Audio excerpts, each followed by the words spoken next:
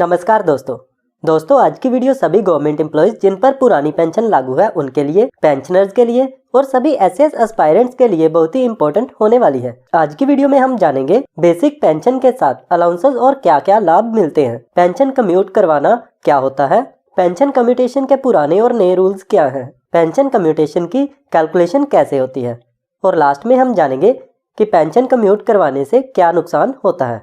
चलिए तो वीडियो शुरू करते हैं।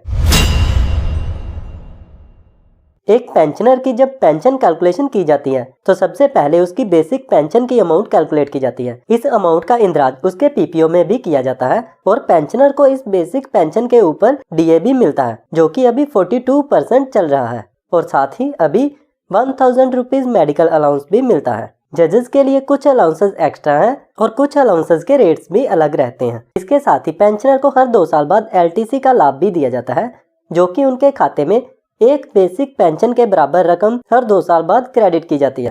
अब जानते हैं पेंशन कम्यूट करवाना क्या होता है। पेंशन कम्यूट करवाना मतलब सरकार एक प्रिस्क्राइब्ड फार्मूला से आपकी मिलने वाली पेंशन का कुछ हिस्सा आपको एडवांस में दे देती है और ये रकम आपकी पेंशन में से 15 सालों तक इंस्टॉलमेंट्स में कटती रहेगी। आप ये भी समझ सकते हो कि आपने एक तरह से सरकार से लोन ले लिया है जिसकी इंस्टॉलमेंट आपकी पेंशन से 15 साल तक अपने आप कटेगी। पर ये लोन से अलग कैसे है?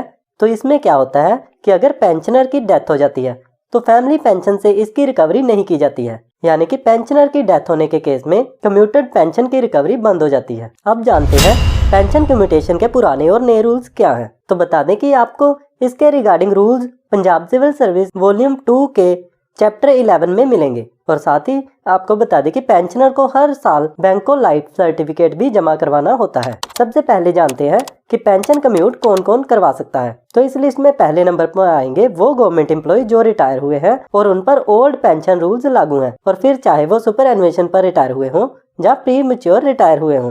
अब जानते हैं कि कौन पेंशन कम्यूट नहीं करवा सकता है। तो वो कर्मचारी जिन पर डिपार्टमेंटल या जुडिशियल प्रोसीडिंग पेंडिंग हो। इसके साथ ही वो कर्मचारी जिनको प्रोविजनल पेंशन मिल रही है पर प्रोविजनल पेंशन के केस में अगर फाइनेंस डिपार्टमेंट द्वारा सैंक्शन कर दिया जाता है तो कम्यूटेशन का लाभ लिया जा सकता है। और इसके साथ ही जिस कर्मचारी मिल रहा है वो भी इसको कम्यूट नहीं करवा सकता है, पर अगर कॉम्पिटेंट अथॉरिटी चाहे तो वो इसको भी कम्यूट कर सकती है, पर कर्मचारी के लिए ये ऑप्शनल नहीं है। अब जानते हैं कि 15 साल बाद बेसिक पेंशन का क्या होता है। तो आपको बता दें कि 15 साल बाद रेजिडुअरी पेंशन यानी कि रिड्यूस्ड पेंशन के स्थान पर फिर से बेसिक पेंशन मिलना शुरू हो जाती है, जैसे कि कम्यूट करवाए बिना पेंशन मिलती थी। अब जानते हैं कि क्या बिना मेडिकल एग्जामिनेशन के पेंशन कम्यूट करवाई जा सकती है।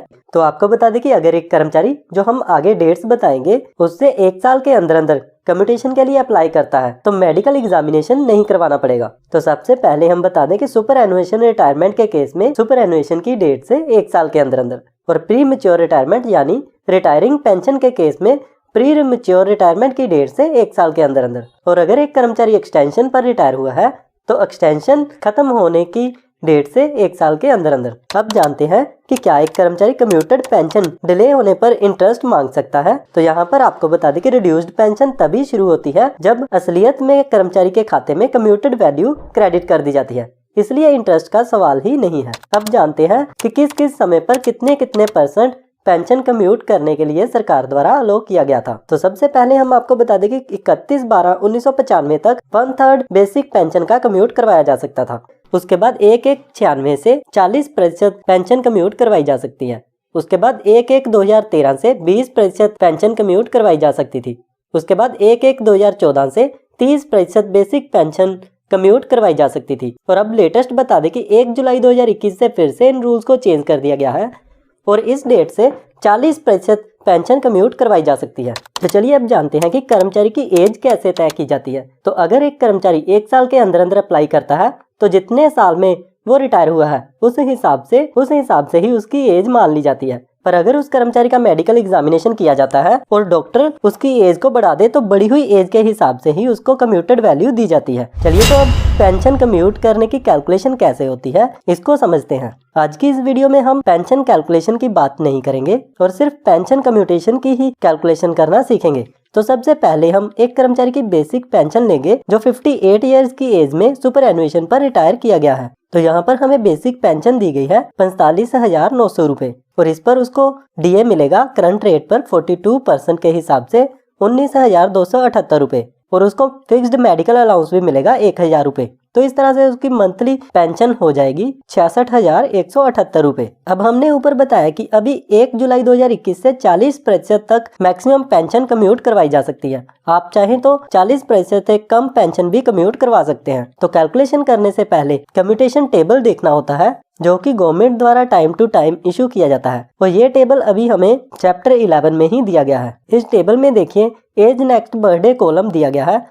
तो यह कर्मचारी 58 ईयर्स की एज पर रिटायर हुआ है और जब पेंशन कम्यूट की एप्लीकेशन दी गई है तो एज नेक्स्ट बर्थडे 59 ईयर्स होगी और यहाँ पर वैल्यू दी गई है 8.371। तो हम पेंशन कम्यूट करने के लिए सबसे पहले जितनी मैक्सिमम पेंशन कम्यूट करवाई जा सकती है उसको निकालेंगे। तो 40% बेसिक पेंशन कम्यूट करवाई जा सकती है। तो यहाँ पर बेसिक पेंशन दी गई है 45,900 रुपए और उसका 40% हो गया 18,360 रुपए। तो अब कम्यूटेड वैल्यू कैलकुलेट करने के लिए हमें फार्मूला दिया गया होता है, जितनी पेंशन कम्यूट करवाई जा सकती है उसको 12 से गुना करना होता है और उसके बाद जो टेबल में देखकर वैल्यू आई होती है उससे हमने इसको गुना करना होता है। तो यहाँ पर हम देखेंगे 18,360 रुपये को गुना करेंगे 12 के साथ और उसके बाद इसको गुना करेंगे 8.371 के साथ। तो इस तरह से 18,44,299 रुपये कर्मचारी को लमसम अमाउंट उसके खाते में कम्यूटेड पेंशन के तौर पर मिल जाएगी। अब समझते हैं कि 15 साल तक बेसिक पेंशन कर्मचारी को कितनी मिलेगी।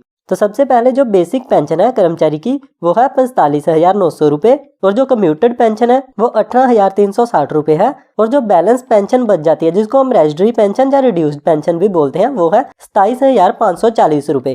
तो इस तरह से अब कर्मचारी को 27,540 रुपये बेसिक पेंशन के स्थान पर मिलेगी और इसके आगे कर्मचारी को अलाउंसेज और मेडिकल भी मिलेगा। इसके साथ ही हम आपको ये भी बता दें कि ओल्ड एज अलाउंसेज भी कर्मचारी को मिलते हैं, तो वो हम इस वीडियो में बात नहीं करेंगे। तो अब बात करते हैं पेंशन कम्यूट करवाने से क्या नुकसान होता है। अब इस पार्ट को ध्यान से देखना और फिर आप खुद लॉस है या नहीं कैलकुलेट कर पाएंगे। हम यहाँ पर सिर्फ उन एम्प्लॉयज की कैलकुलेशन दिखा रहे हैं जो 58 ईयर्स की एज पर रिटायर होने के बाद कम्यूटेड पेंशन के लिए अप्लाई कर दिए हैं। तो हमने देखा कि कर्मचारी की मंथली पेंशन में से 18,360 रुपए की कटौती की जा रही है और कर्मचारी को जो लमसम एडवांस पेंशन मिली है वो मिली है 44,299 रुपए। और अब बात करते हैं कि 15 साल में कितनी वैल्यू कर्मचारी की पेंशन में से कटेगी। तो हम मल्टीप्लाई करेंगे 18,360 को 12 के साथ और फिर 15 साल के साथ, यानी कि मंथली 18,360 रुपए कट रहे हैं। तो 12 से मल्टीप्लाई करने के बाद 1 साल की वैल्यू आ गई और उसके बाद हम 1 साल की वैल्यू को 15 साल के साथ मल्टीप्लाई करेंगे तो 15 साल में जितनी रिकवरी होगी वो अमाउंट हमारे पास आ जाएगी। तो इस तरह से कर्मचारी की पेंशन में से 33,04,800 रुपए कटेंगे और इस तरह से कर्मचारी को नुकसान हुआ है 14,60,501 रुपए का। पर यहाँ पर आपको एक बात समझना बहुत ही जरूरी है कि जब कम्यूट पेंशन करवा ली जाती है तो टोटल पेंशन कम्यूट करवाने के बाद कितनी मिलती है। तो यहाँ पर देखिए सबसे पहले मिलेगी रेजिडरी यानी कि रिड्यूस्ड पेंशन जो कि 27,540 रुपये है और यहाँ पर डीए 42% मिलेगा, वो फुल बेसिक पेंशन पर ही मिलेगा, यानी कि 45,900 रुपये का 42% जो बनेगा 19,278 रुपये और मेडिकल 1,000 पहले की तरह ही मिलेगा। तो इस तरह से जो पेंशन मिलेगी 47,818 रुपये पर मंथ मिलेगी। तो यहाँ पर हमने देखा कि जो एक्चुअल रिड्यूस पेंशन हो रही है 18,360 रुपये पर मंथ ही कर्मचारी की पेंशन में से टोटल पेंशन में से हो रही है, रिड्यूस हो रही है। तो यहाँ पर देखिए हम जानते हैं कि जब भी हम कोई एडवांस या लोन लेते हैं तो उस पर हमने इंटरेस्ट भी देना होता है। तो अब हम कैलकुलेट करेंगे कि 15 साल में गवर्नमेंट द्वारा जो कैलकुलेशन करके हमारी पेंशन में से रिकवरी की जाएगी उस पर कितने % इंटरेस्ट गवर्नमेंट द्वारा लगाया गया है। तो यहाँ पर देखिए हमारे पास एक लोन कैलकुलेटर है। हमने लोन अमाउंट टोटल ले ली है 18,44,299 रुपये जो कि कर्मचारी के खाते में गवर्नमेंट द्वारा कम्यूटेड पेंशन के तौर पर लमसम अमाउंट क्रेडिट की जाएगी। और हमने एस्टीमेट लगाया है कि गवर्नमेंट द्वारा 58 ईयर की एज पर रिटायर होने वाले कर्मचारियों की जो वैल्यू दी गई है, जो कम्यूटेशन टेबल में रेट दिया गया है उसके हिसाब से 8.6868 के अराउंड इंटरेस्ट बनता है। तो हम यहाँ पर इंटरेस्ट रेट लगा लेते हैं और लॉन्ग टर्म 15 ईयर एंटर करके कैलकुलेट करते हैं। तो यहाँ पर देखिए जो मंथली पेमेंट आ रही है वो 18,364 रुपये आ रही है और जो टोटल पेमेंट जाएगी 33 लाख रुपए की जाएगी और इंटरेस्ट बनेगा 14 लाख रुपए। तो इस तरह से हम बात करते हैं कि हमें गवर्नमेंट द्वारा 8.7% के हिसाब से लोन दे दिया गया है। और यहाँ पर देखने वाली बात ये भी है कि ये जो लोन दिया गया है, अगर कर्मचारी की डेथ हो जाती है तो वो राइट ऑफ हो जाएगा, वो कर्मचारी की फैमिली से रिकवर नहीं किया जाएगा।